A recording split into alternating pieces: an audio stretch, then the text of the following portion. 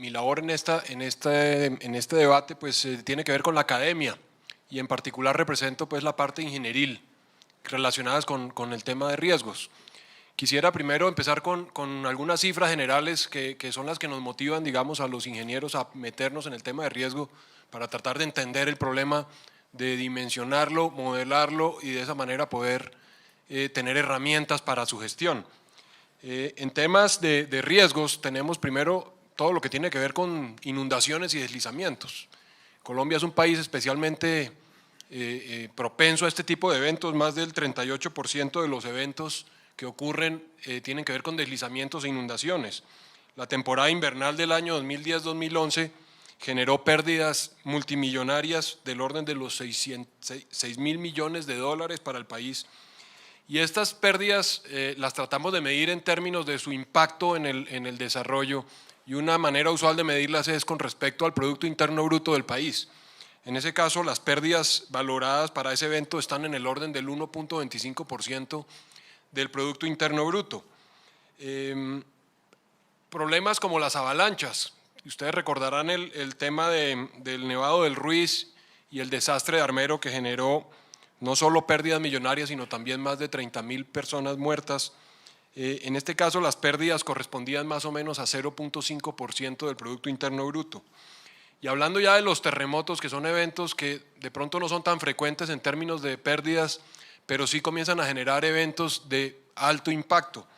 Tenemos, por ejemplo, el sismo del Eje Cafetero con pérdidas en el orden del 0.65% del Producto Interno Bruto, el sismo de Popayán, 0.73% del Producto Interno Bruto, y las pérdidas humanas tan importantes que estos eventos generan. Si comparamos estos con otros eventos a nivel internacional, por ejemplo el sismo de Japón, que ustedes recuerdan hace un par de años, con 200.000 millones de dólares en pérdidas correspondientes a más o menos el 4% del Producto Interno Bruto del Japón. Claro, el Producto Interno Bruto del Japón, al compararlo con Colombia, pues son cifras absolutamente extraordinarias. Simultáneamente el terremoto en Chile, también con tsunami, que produjo más o menos el 10% del Producto Interno Bruto. Ya vamos en cifras significativas. Y si llegamos al caso extremo tal vez, que es el terremoto de Haití, que ustedes también recordarán hace un par de años, del orden de 14.000 millones de dólares en pérdidas, que son cifras más bajas, pero que corresponden a más del 110% del Producto Interno Bruto.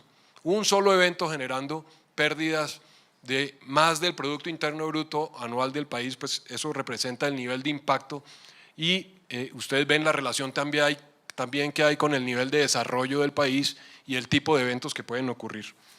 En Bogotá tenemos estudios recientes, y a eso sí, digamos, a lo que nos dedicamos, a estudiar el riesgo, a cuantificarlo, a entenderlo. Tenemos un estudio reciente de riesgos en diferentes ciudades importantes del país, en Bogotá, Medellín y Cali, ante eventos sísmicos.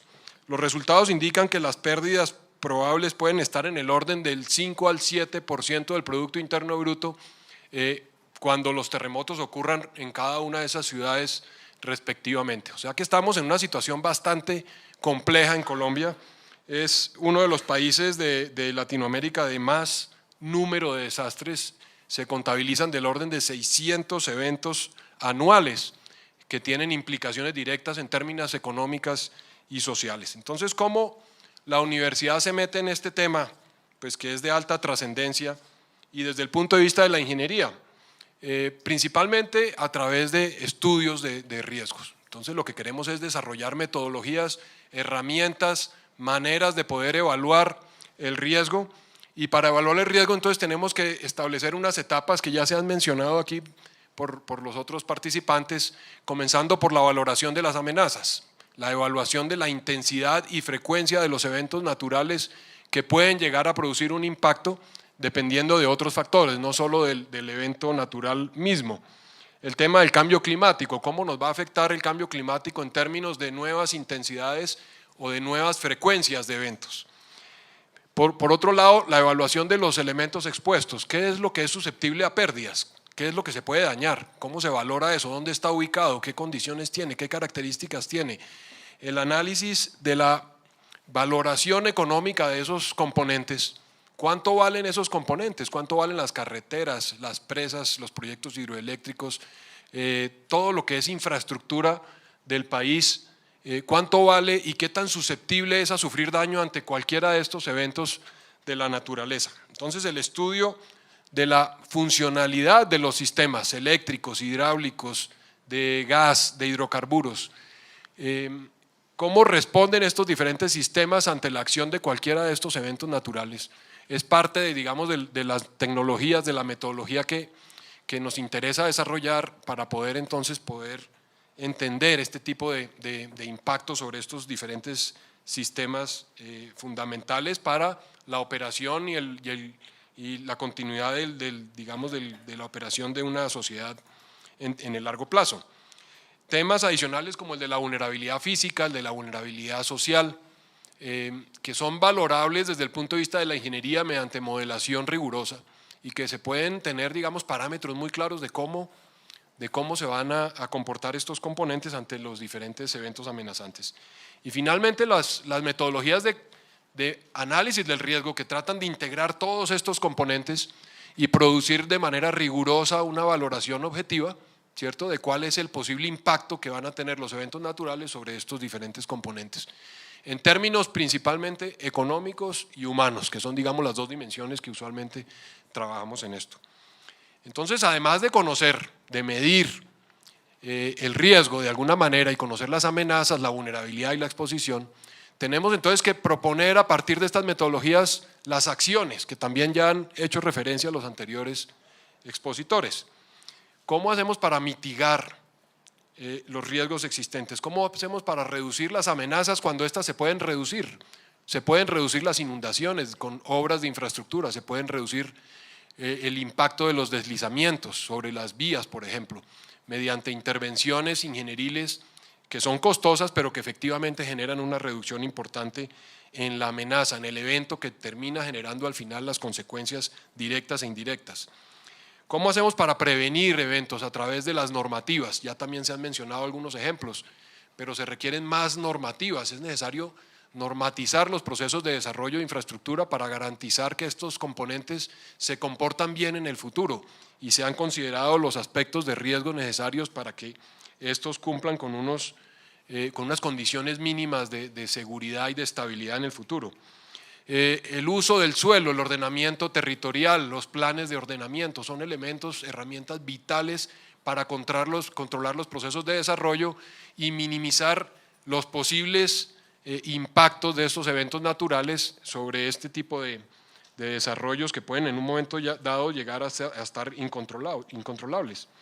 La protección financiera como tal es una gran disciplina que tiene muchos factores, el tema de aseguramiento, el tema de retención y transferencia del riesgo, el tema de creación de fondos de financiamiento que también se han mencionado por parte de los bancos internacionales que tienen estos objetivos, y diferentes tipos de instrumentos que se están estudiando en Colombia y en otros países de cómo proteger financieramente no solo a las entidades públicas, sino también a las entidades privadas, a las empresas de servicios públicos y en general a todos los componentes que hacen parte de la sociedad y que requieren este tipo de protección.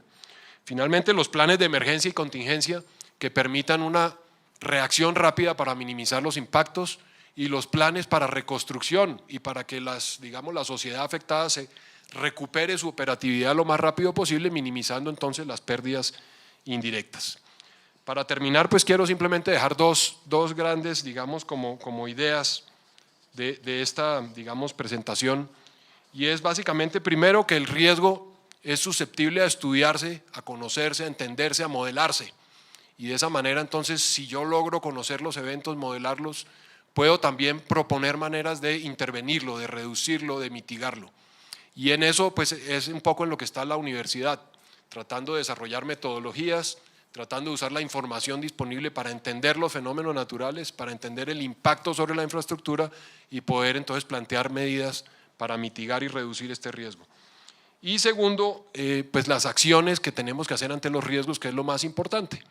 Una vez conoce uno el riesgo, lo puede medir, lo puede cuantificar, hay una serie de acciones que hay que tomar y esas acciones hay que poderlas transmitir a los tomadores de decisiones, al gobierno, que es uno de los actores principales en este tema, para que conjuntamente se puedan poner en marcha, implementar estas medidas de mitigación y de reducción para poder convertir el riesgo en últimas en el propósito fundamental, que es que se vuelva el riesgo como una estrategia básica para el desarrollo del país. Muchas gracias.